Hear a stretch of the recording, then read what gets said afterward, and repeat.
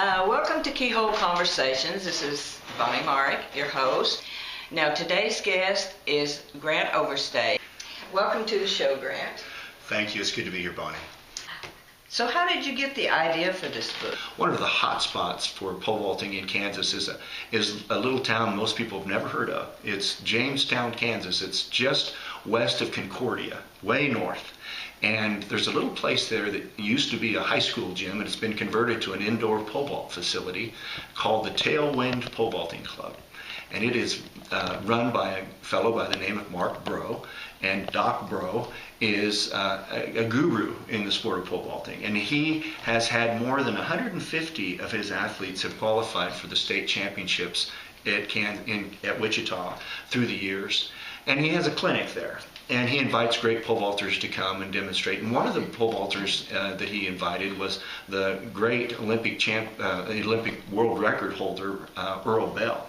And he set the world record in the pole vault right here in Wichita in 1976. He vaulted 18 feet 7 inches, and until that moment in history, no one had ever soared as high as he did.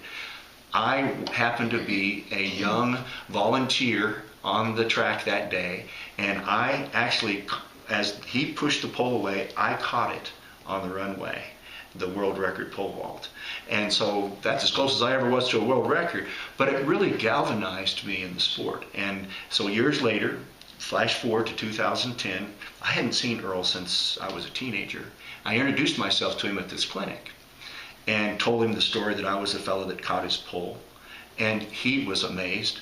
And I watched him coach, and the youngsters would go down the track or the runway, and they would vault over the bar, and he would give them instructions, and then they would go try again.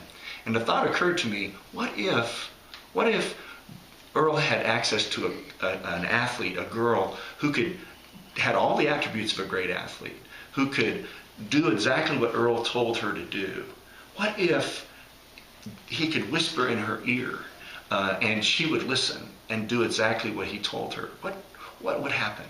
And that's how the idea for the book really got started. And I asked Earl the question, and he said yes. And when Earl said yes, well, that was it. He's coached in the 2012 Olympic Games. 3 of the United States Olympic pole vaulters were Earl Bell's athletes. So we're talking about the top pole vaulting coach in the country. And he agreed to collaborate with me on this book. So that's really how Maggie became Maggie. Maggie overcomes a great tragedy in her life as she's faced with the loss of 2 loved ones very close to her. And one of the characters that emerges in the book on the homestead, the farmstead that she lives on, is her grandma.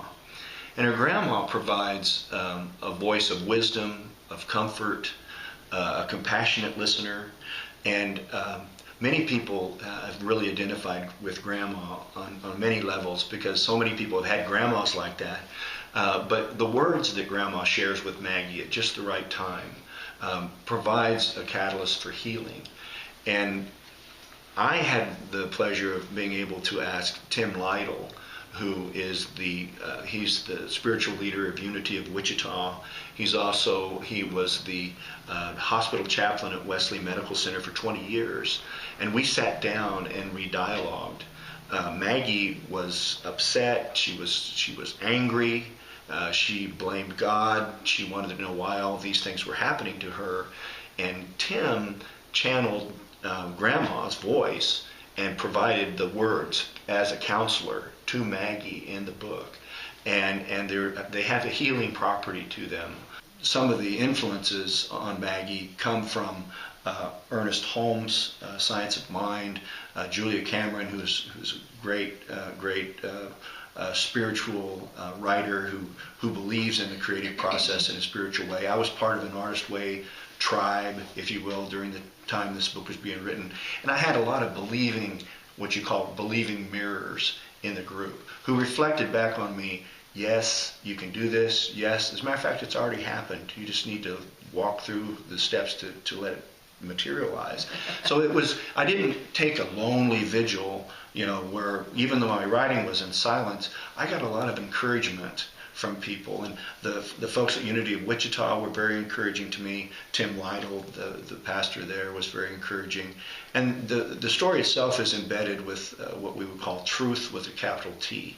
And that's the idea that, this is a good universe. Teenagers need to know that. Young people need to know that the universe will rush to your aid and is there and available to help you, to accomplish your dreams, to find healing, and to find the power that you need, the source of substance that you need, to be who you were intended to be.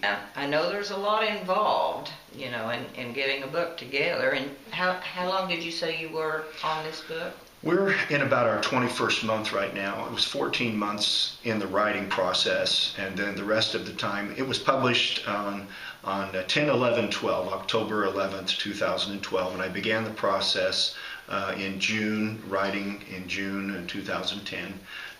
And how I wrote the book, a lot of people want to know, how did you write it? Well, as a newspaper reporter, I used to write my stories when I was with the newspapers. I would write my story on a word processor, and then on the pressure of deadline, I would comb through it and edit what I had written. And I found that while that might be a good way to put out a 14, 16-inch story, it was no way to write a novel. It just didn't work because the story was rushing faster, and I was wearing two hats. I was trying to be a storyteller and an editor at the same time. Well, my wife, Claire, who's a partner in all of this, she said what we need to do is just go back to basics. And so I hand wrote the manuscript in English composition notebooks. And what I would do is I would handwrite, and the muse would hit about 4 a.m.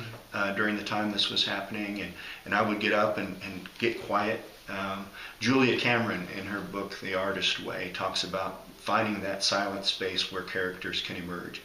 And that's where I was able to go, and in the quiet of these early morning hours, Maggie manifested, the town of Green Valley came, and the whole storyline emerged, scene by scene, page by page, and literally word by word. I have a left-handed scrawl that only my wife can read. My wife is a school teacher, and she teaches science at Stuckey Middle and does a great job there. She's a Presidential Award-winning science teacher, and she's always been my read behind. She's been a great support to me throughout my career, and so what she said, you write the dailies, you write what you're going to write, and I will type it into the computer when I get home, and you can't touch it. You cannot touch the story until it's done. That's good. And so I knew that, and what was interesting is how the story emerged.